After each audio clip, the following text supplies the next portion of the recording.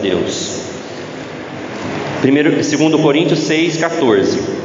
Não se ponham em julgo desigual com os descrentes, pois que sociedade pode haver entre a justiça e a iniquidade?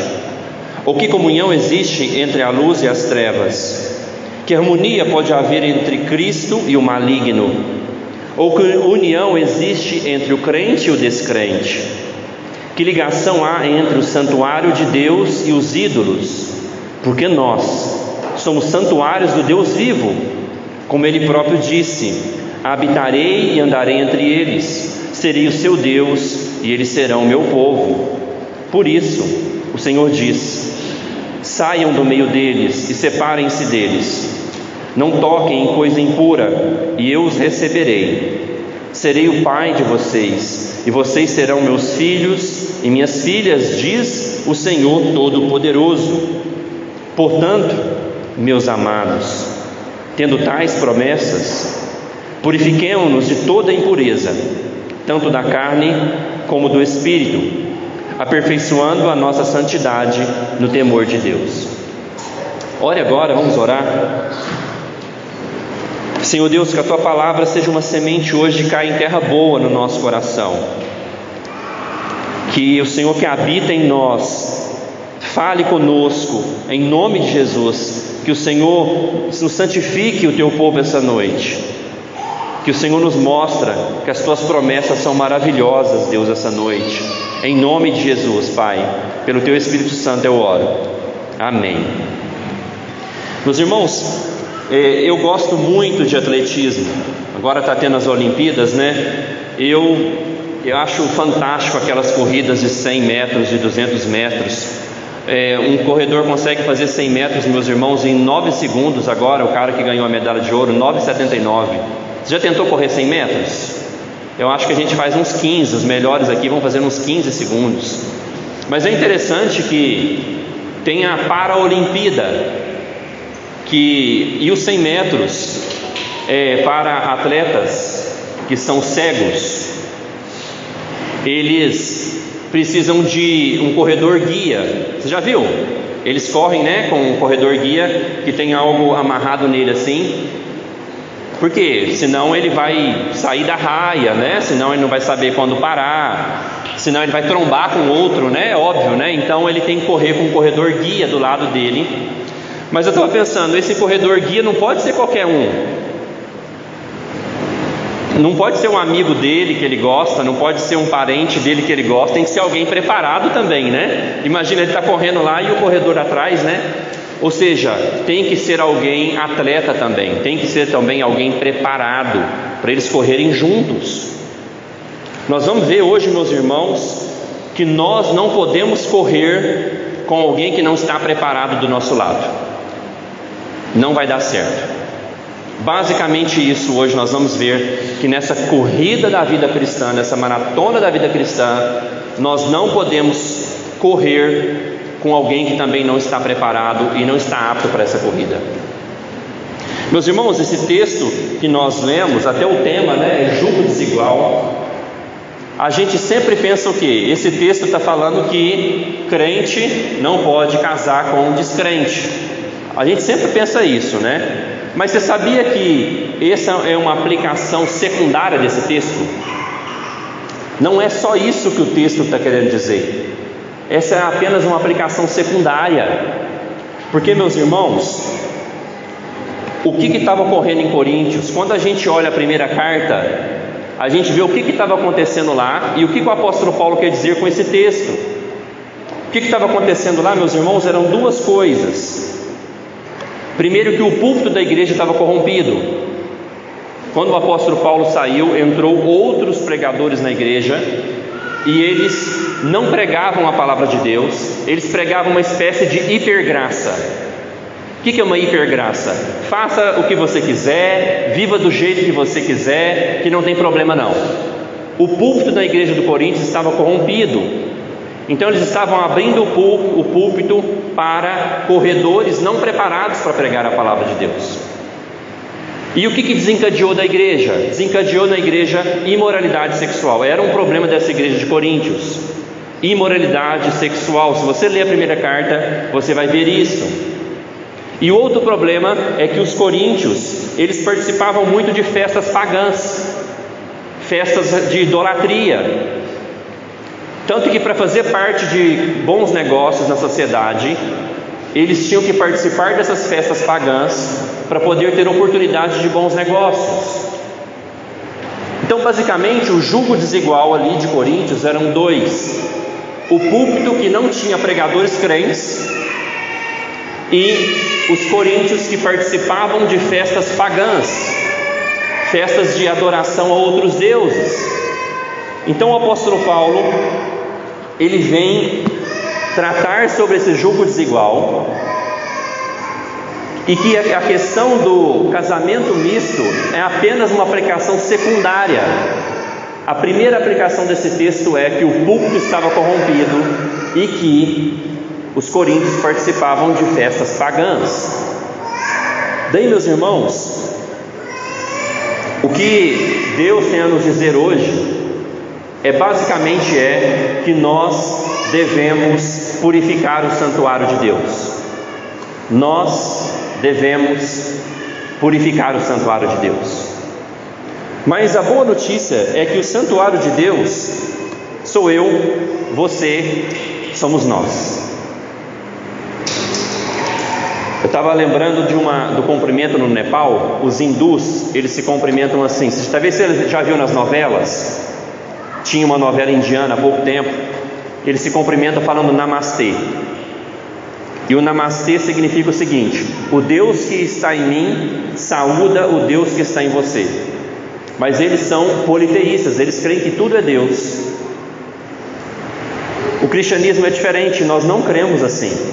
Nós cremos que há um único Deus, e Deus, ele habita no meio do seu povo, e inclusive ele habita no corpo do seu povo.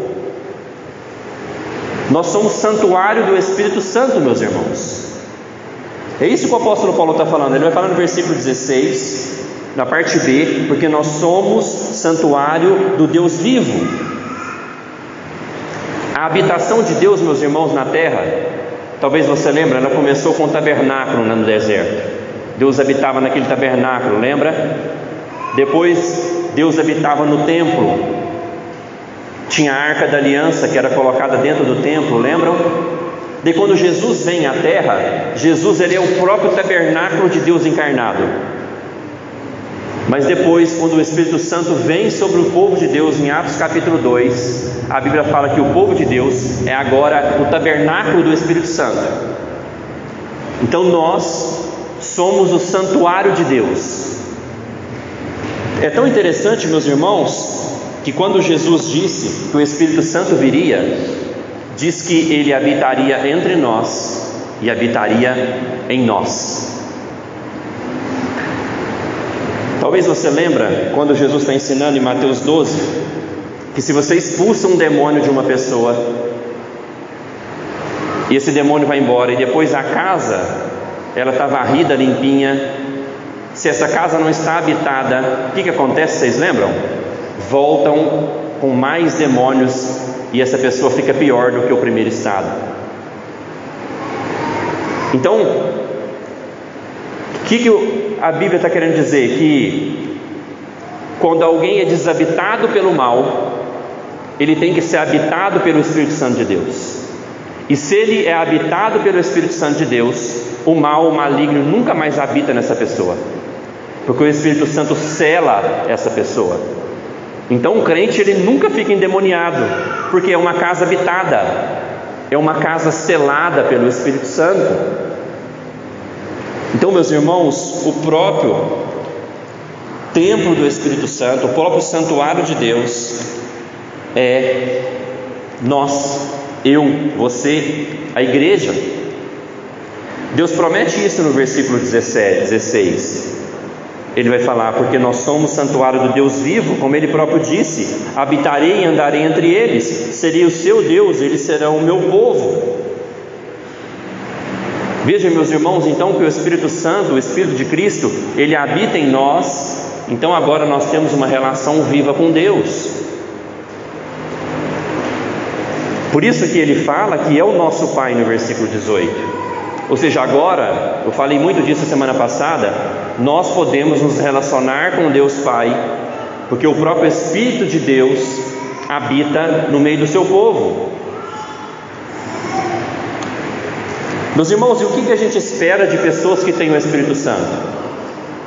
Nós esperamos ações de Deus, nós esperamos o fruto do Espírito, nós esperamos, falhou aqui, nós esperamos o fruto do Espírito. Se nós dizemos que Deus habita em nós, se Deus está no meio de nós, espera-se de nós, do povo de Deus, ações do Espírito Santo. Mas, meus irmãos, já que o meu corpo, vai pegar outro, já que o meu corpo, o seu corpo, já que nós somos santuário de Deus, tem misturas, meus irmãos, que não combinam, tem coisas que não combinam com o santuário de Deus. É isso que o apóstolo Paulo está falando aqui. Dá uma volta comigo na primeira carta. Veja na primeira carta, no capítulo 6, no versículo 19. 1 Coríntios 6, 19. Olha o que diz: será que vocês não sabem que o corpo de vocês é santuário do Espírito Santo, que está em vocês e que vocês receberam de Deus, e que vocês não pertencem a vocês mesmos? Porque vocês foram comprados por preço. Agora, pois, glorifiquem a Deus no corpo de vocês. 1 Coríntios 6,19, o apóstolo Paulo fala para eles que o nosso corpo, meus irmãos, não pertence a nós mesmos. O nosso corpo é santuário de Deus. Então, meus irmãos, se o meu corpo, se o seu corpo, se a igreja é santuário de Deus, tem misturas que elas não combinam. E daí que o apóstolo Paulo começa no versículo 14 falando: não se ponham em jogo desigual. Tem misturas que não combinam, meus irmãos. Tem coisas que não dá para ter sociedade com aqueles que não têm o Espírito Santo de Deus. Por exemplo, ele vai começar a dizer que a sociedade há. Qual sociedade pode existir entre a justiça e a iniquidade? Há projetos, meus irmãos, que não dá a ter parceria com pessoas que não têm o Espírito Santo. Porque nós que temos o Espírito Santo, qual que é o nosso objetivo? Glorificar a Deus. E quem não tem o Espírito de Deus, qual que é o objetivo deles? Glorificar a si mesmo, viver para si mesmo, glorificar o maligno.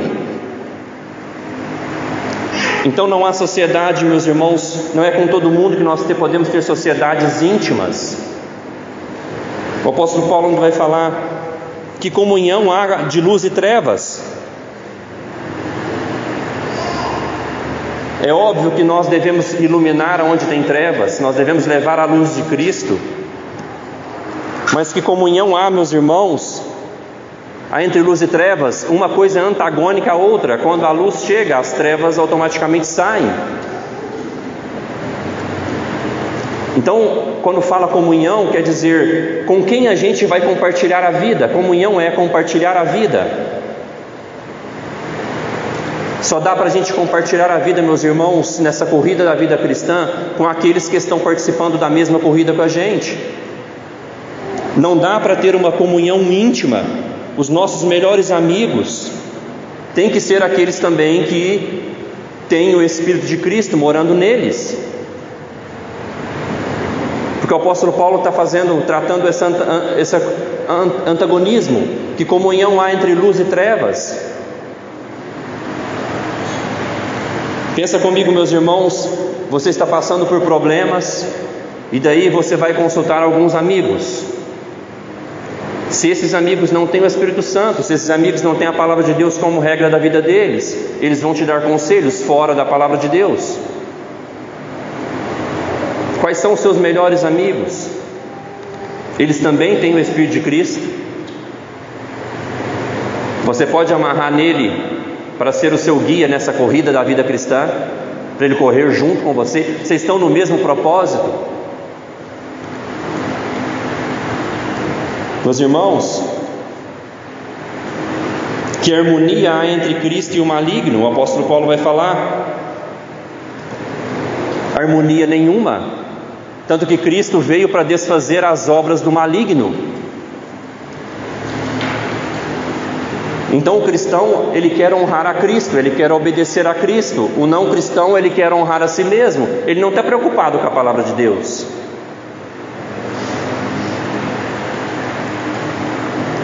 Como que eles poderiam, meus irmãos, como eu falei em Coríntios, abrir o púlpito para aqueles que não eram fiéis a Deus? O apóstolo Paulo até fala para eles no capítulo 11. Vai comigo no capítulo 11 agora.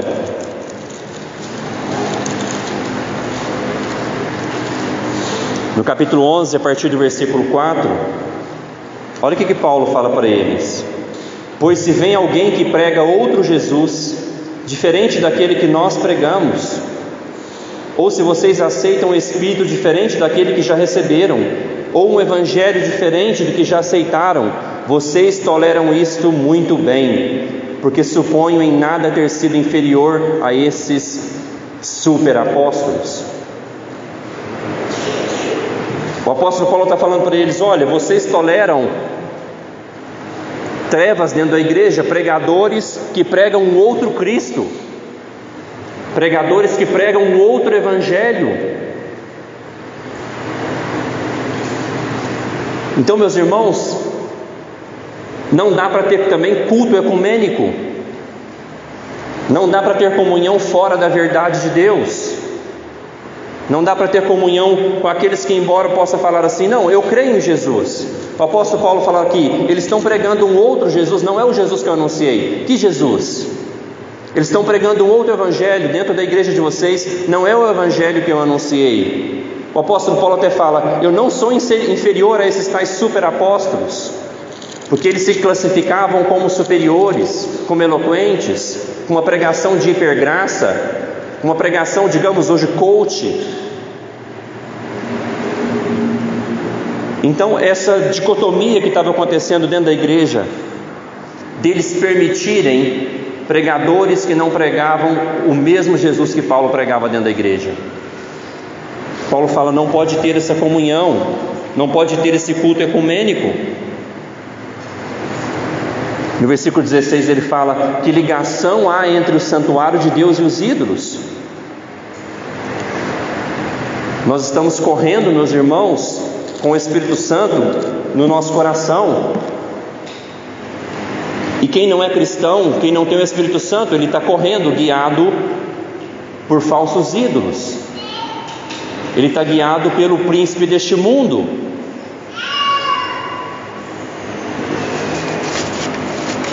E a recomendação bíblica, meus irmãos,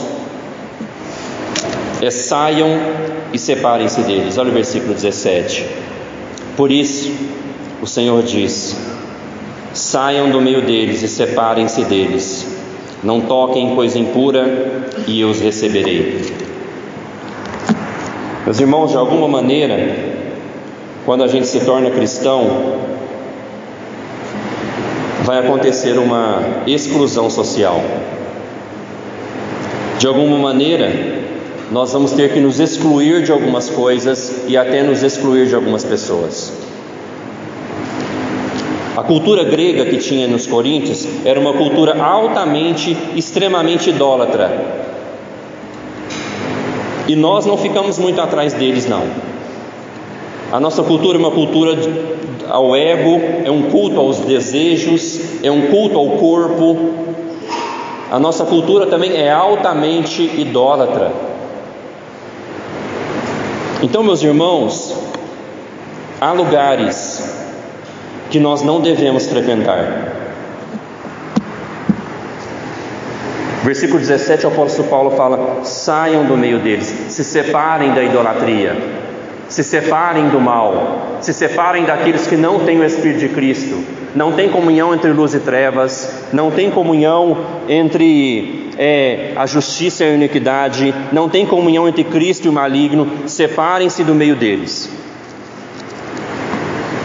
Tanto que na primeira carta, 1 Coríntios 10, 23, o apóstolo Paulo fala: todas as coisas são lícitas, mas nem todas convêm. Todas as coisas são lícitas, mas nem todas edificam.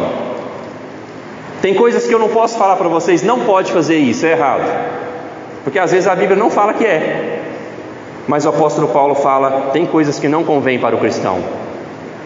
Tem lugares que não convêm para o cristão.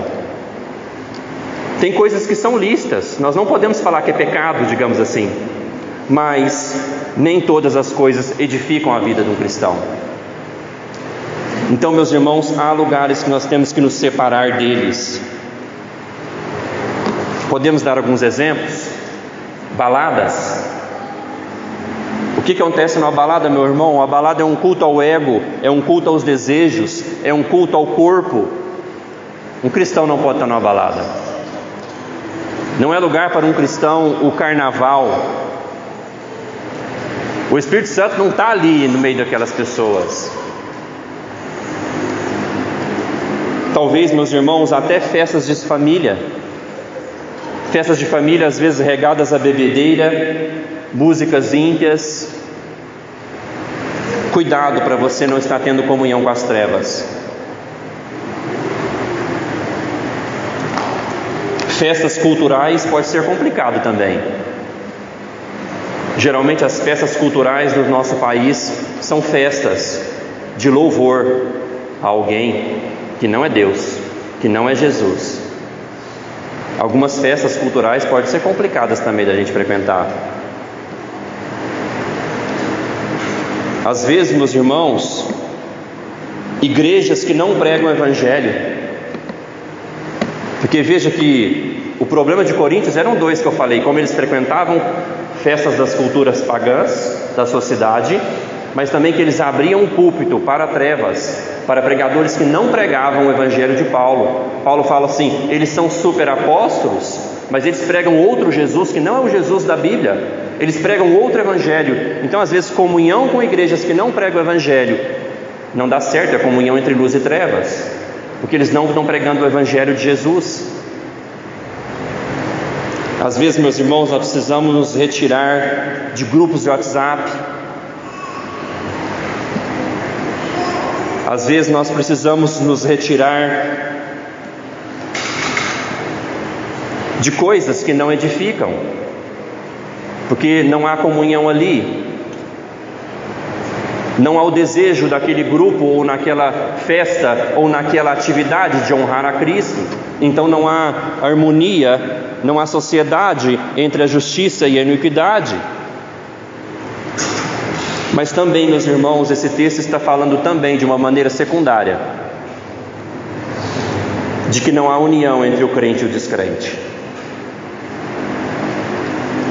Então, solteiros que estão aqui, uma pessoa que não tem Jesus como Senhor da vida dela, ele pode ser o melhor partido do mundo, ou ela pode ser a melhor partida do mundo. Se ele não tem Jesus, ele não tem nada. Já viu quando a gente fala assim: nossa, aquele jovem é tão legal, né? Ele trabalha, ele é bonito, ele é um ótimo partido, só falta Jesus. Não, meus irmãos, se falta Jesus, falta tudo. Então, de alguma maneira, o apóstolo Paulo está falando aqui também contra o casamento misto de crentes e incrédulos. Ele está falando para a gente que nós não devemos nos misturar com a idolatria desse mundo, que a igreja ela vive numa sociedade idólatra, mas a igreja não faz parte das práticas idólatras dessa sociedade. Ele está dizendo que a igreja está no mundo, mas não é do mundo, que nós devemos ir para o mundo e influenciar esse mundo, mas o mundo não pode vir para a igreja. A igreja não pode permitir pregadores que não pregam o genuíno evangelho de usar o púlpito. Que nós devemos estar no mundo, influenciar esse mundo, mas não ser influenciado por eles. Nós devemos estar no mundo, ser luz para esse mundo, luz para os nossos parentes, luz para os nossos amigos, mas não devemos conviver e nem nos associar com as suas práticas. de desonra a Deus. Nós devemos nos posicionar. O apóstolo Paulo fala: saiam do meio deles, se separem deles. Não estou falando, meus irmãos, que nós vamos deixar de ter nossos amigos que não são cristãos, vamos abandonar a nossa família. Não.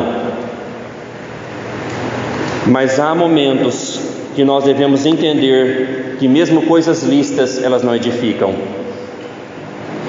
Mesmo coisas lícitas, elas não convêm para os cristãos. Locais regados à bebedeira, à idolatria, festas culturais, baladas, ou igrejas que não pregam o verdadeiro evangelho. Nós somos chamados, meus irmãos, a uma renúncia por Cristo. E às vezes viver assim nessa sociedade vai nos custar caro. Nós vamos perder negócios, perder popularidade, às vezes perder amigos. Os coríntios, eles participavam das festas pagãs, porque os historiadores dizem que era o melhor lugar para fazer negócios. Entendeu? Então, um cristão que tinha algum negócio, ele ia para as festas de paganismo para ter network. Hoje fala assim, né? Para ter network e fazer bons negócios. O apóstolo Paulo fala: saiam do meio deles. Não participem da idolatria deles. Então, às vezes, para honrar a Deus, para nos separar deste mundo, nós vamos perder popularidade. Nós vamos perder relacionamento, talvez, com pessoas que nós amamos, para não participar das trevas, para não ter comunhão com as trevas. Nós devemos sair do meio deles.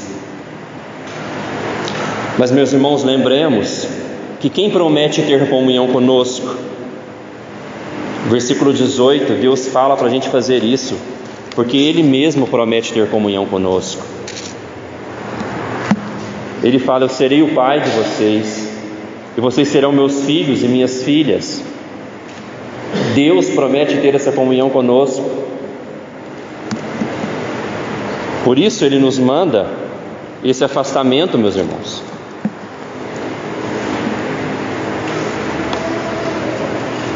Tanto que o apóstolo Paulo começa o capítulo 7, ele fala assim: portanto, meus amados, tendo tais promessas. Veja que ele chama a igreja, que ele está exortando a igreja, ele está chamando a igreja a se santificar, a se separar deste mundo, e ele fala: meus amados. O apóstolo Paulo amava essa igreja, amava a vida das pessoas, e ele faz uma alusão às promessas de Deus que nós temos. Nós não devemos ver a vida cristã como um peso. Eu vou ter que deixar de fazer isso, eu vou ter que deixar de ir nesse lugar. Não, nós temos que pensar no que nós vamos receber. A comunhão com Deus, a comunhão com o nosso Pai, a morada do Espírito Santo em nós, meus irmãos. É isso que tem que motivar o nosso coração a não ter comunhão com as trevas. E daí ele fala no versículo 1 para a gente nos purificar de toda impureza, tanto da carne como do espírito. Interessante que ele fala da impureza, dos pecados na carne, que é feito no corpo, mas ele fala também dos pecados internos. Por que o crente tem que se santificar? Porque o crente é morada do Espírito Santo. Esses pecados da carne que devemos abandonar, pecados também do Espírito, pecados internos que devemos abandonar, como a amargura, ódio, idolatria, inveja, paixão por esse mundo, são pecados que estão no nosso coração, devemos abandoná-los, nos purificar desses pecados. Mas também pecados na carne, pecados que acontecem no corpo, pornografia, vícios, imoralidade sexual, como acontecia nos coríntios. O apóstolo Paulo está chamando aqueles irmãos à santificação, a se separar desse mundo, a não ter comunhão com as trevas, a não ter comunhão com a idolatria. Quando eu vi aqui pecados no espírito e da carne, eu lembrei da parábola do filho pródigo. que ali tinha 2 filhos que estavam vivendo pecado. O filho mais novo que vai para o mundo e comete pecados na carne, mas o filho mais velho que fica em casa e cometia pecados internos, pecados de inveja do seu irmão, pecados de justiça própria. O apóstolo Paulo está chamando a gente, meus irmãos, para nos santificarmos. E o chamado é para aperfeiçoar a nossa santificação. Ele fala no versículo 1 do capítulo 7, aperfeiçoando a nossa santificação no temor de Deus. Santificação, meus irmãos, é algo sempre progressivo na vida do cristão. Quando a gente crê, quando a gente se converte, acontece a justificação. Nós somos declarados justos diante de Deus. Nós somos salvos pelo sangue de Jesus. Mas a partir dessa conversão, começa na vida de cada cristão agora um processo de santificação. E esse processo de santificação basicamente é deixar o velho Adão e buscar se parecer agora cada dia mais com Jesus. Esse é o nosso desejo.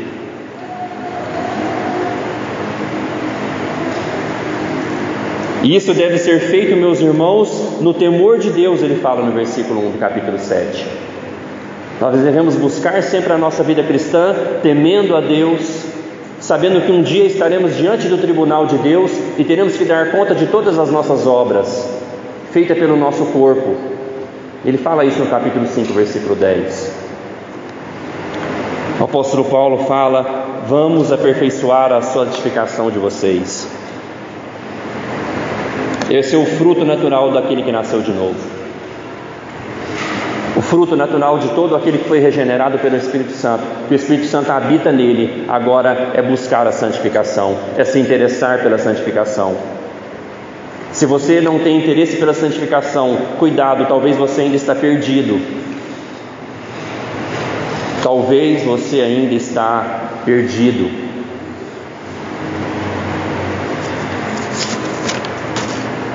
Meus irmãos, Deus habita com o seu povo. Deus habita em nós. Então não se coloque em julgo desigual. Você sabe o que é julgo desigual? Julgo é a palavra para aquela canga que coloca nos animais. Já viu quando você vai colocar 2 bois para eles andarem juntos? Você coloca aquele negócio aqui no lombo deles. O jugo é aquela canga. Então o que seria um jugo desigual? Colocar a canga num cavalo e num boi, não vai dar certo. O boi é mais forte, o cavalo é mais rápido. Então o apóstolo está falando assim: vocês que estão em Cristo, vocês que têm o Espírito Santo, não coloquem uma canga com aqueles que não têm o Espírito Santo, vai ser um jugo desigual. Você vai querer uma coisa, essa sociedade vai querer outra, essa união vai querer outra, esse jugo não dá certo. Então, porque nós temos, meus irmãos, o Espírito Santo, ele habita em nós, não se coloquem em jugo desigual. O apóstolo Paulo fala: saiam, separem-se, purifiquem-se. Purifiquem a sua vida como naquele na qual o Espírito Santo habita. Abandone, meus irmãos, pecados, abandone pornografia, abandone pecados sexuais, abandone a amargura, abandone a justiça própria, abandone o ódio, abandone o amor a esse mundo, separem-se, santifiquem-se, saiam do meio deles. Porque há lugares que os cristãos não devem, não podem estar.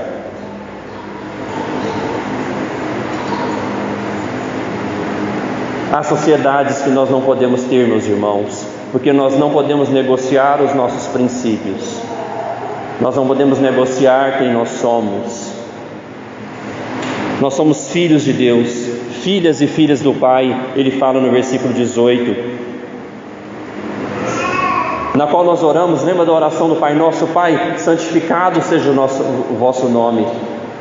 Não tem como a gente fazer essa oração sem buscar agora a santificação do nosso corpo e a santificação do nosso espírito. A Escritura vai dizer em outro texto: sede santos, porque eu sou santo. Eu quero terminar falando para você de um outro jugo. E esse jugo está lá em Mateus capítulo 11. Há uma outra canga para a gente colocar. Mateus capítulo 11.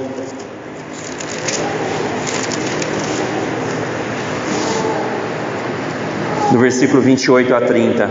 Há uma outra canga para o cristão colocar. Há um outro jugo.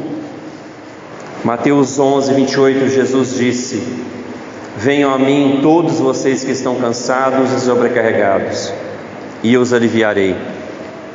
Tomem sobre vocês o meu jugo e aprendam de mim, porque sou manso e humilde de coração, e vocês acharão descanso para a sua alma, porque o meu jugo é suave e o meu fardo é leve.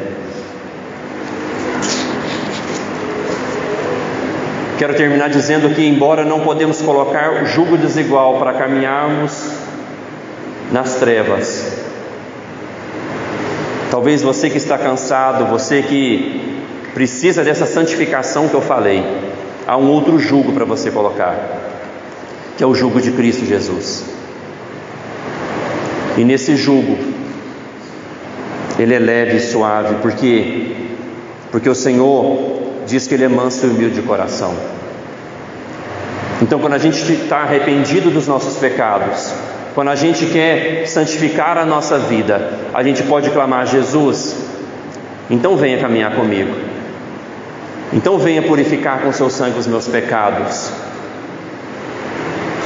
Meus irmãos, a recomendação bíblica hoje do apóstolo Paulo é essa: nós somos santuário do Espírito Santo.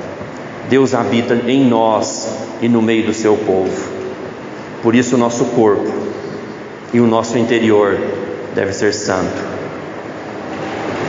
Por isso nós devemos buscar nos purificarmos. Por isso nós devemos nos separar de muita coisa nesse mundo, porque não há comunhão entre Cristo e o maligno. Eu quero agora orar por mim e por você, para que a gente coloque agora